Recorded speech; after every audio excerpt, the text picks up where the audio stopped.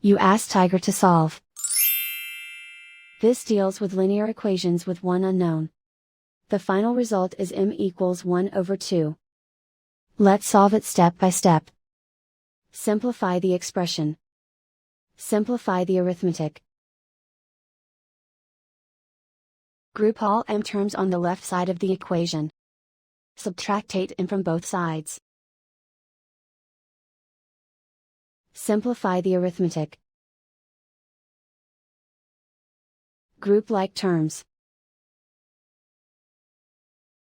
Simplify the arithmetic. Isolate the m. Divide both sides by -12. Cancel out the negatives. Simplify the fraction. Cancel out the negatives. Find the greatest common factor of the numerator and denominator. Factor out and cancel the greatest common factor. And so the final result is m equals 1 over 2.